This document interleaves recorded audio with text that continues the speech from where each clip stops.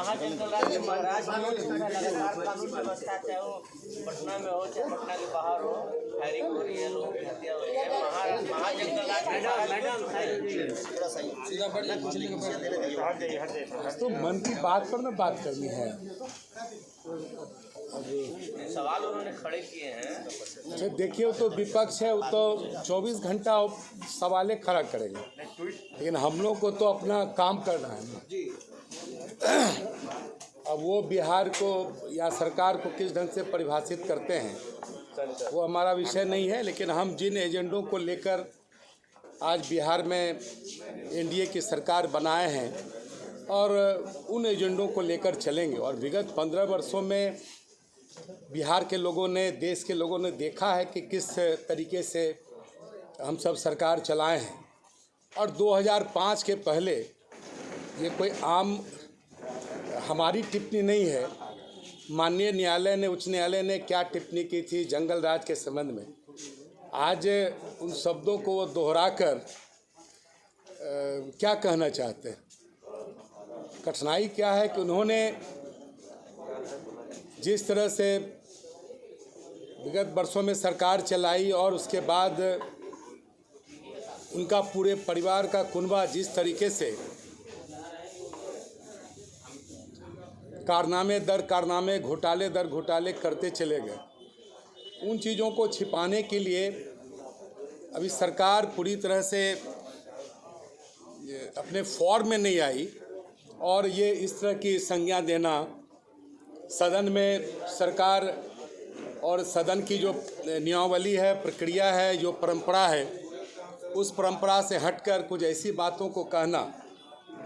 जो कहीं से भी वो संसदीय नहीं है, तो आप सीधा समझ सकते हैं कि आखिर उनमें जो ये कुलबुलाहट है, अभी हम लोग ठीक से 1 महीना भी पूरा नहीं कर पाए हैं। और इस तरह की कुलबुलाहट क्यों है आप बहुत आसानी से समझ सकते हैं। उनको पता है कि आने वाले दिनों में यह एनडीए सरकार किस तरह से भ्रष्टाचार या और कई ऐसी चीज़ें हैं उसके खिलाफ क्या कदम उठाएगी, उसकी चिंता उनको अभी से होने लगी है। इसीलिए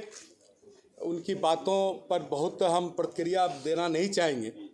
आने वाले दिनों में जो सरकार के एजेंडे की जो रूपरेखा बनेगी, आगे हम सब बात करेंगे और फिर हम सब आप सबों के सहयोग से जो बिहार के बारे में जो कल्पना है, लोगों के साथ हम सबों ने जिन चीज़ों को साझा किया है, बिहार के मतदाताओं ने जिन कठिनाइयों को साझा हमारे साथ किया है, वो सारे हमारे आगे आने वाले दिनों में सरकार किस पटरी पर चलेगी उसका एक रोड मैप का जो खाका बिहार के लोगों ने खींचा है, उस पर हम सब काम करेंगे। हमारे माननीय मुख्यमंत्री बहन रेणु जी हैं, हमारे संगठन के। देखिए, परंपरागत रूप से मन की बात को भारत के यशस्वी प्रधानमंत्री श्री नरेंद्र मोदी जी ने आज भी उसमें मन की बात के द्वारा वे जो अनुभव करते हैं उन चीज़ों को कहने का काम किया। और सबसे जो अच्छी बात लगती है कि जीवन के जो विभिन्न पहलू हैं, जीवन के जो विभिन्न क्षेत्र हैं और पूरे भारतवर्ष के जो अलग अलग राज्य हैं जो अभी अपनी अपनी विविधता के चलते जाने जाते हैं, उन सारी चीज़ों को उन्होंने छूने का काम किया। चाहे वो पूर्वोत्तर भारत का प्राकृतिक सौंदर्य हो या वो पराली से जुड़ा हुआ विषय हो, जो आधुनिकतम तरीके से जो खेती की जाती है उसका विषय हो, या जो हमारी सांस्कृतिक धरोहर है, जो हमारी प्राचीन मूर्तियां हैं, वो चोरी हो गई तो वो कैसे भारत आवे, हम अपने जो धरोहर हैं, जो हेरिटेज हैं, उसको कैसे संरक्षित करें, जो हमारे प्राचीन भारत की वो एक विशिष्ट पहचान है। तो उन चीज़ों को भारत वापस लाना और भी जो कई जीवन के विभिन्न विषय थे वो रखे। काफ़ी अच्छा लगता है जब वो मन की बात के द्वारा अपनी मन की बात को कहते हैं। तो उनका एक तरह से हम लोग जिस कार्य के लिए आज राजनीतिक जीवन में हैं,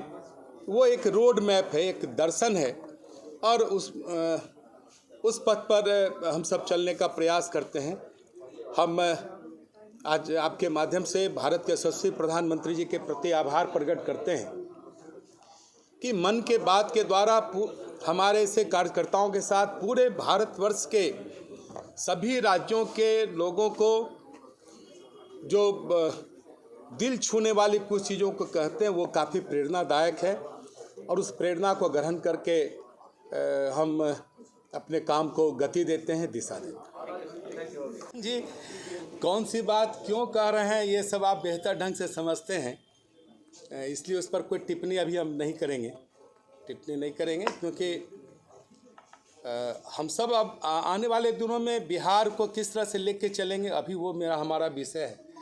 और चिराग पासवान जी क्या कहते हैं, तेजस्वी जी क्या कहते हैं, उनके कुनबे क्या कहते हैं,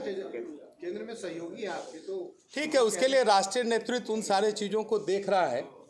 कि उनके साथ हमारा क्या आने वाले दिनों में संबंध होगा, ये सब राष्ट्रीय नेतृत्व उसको देख रहा है। उसको मैडम एक सवाल ये है, कहीं ऐसा इसमें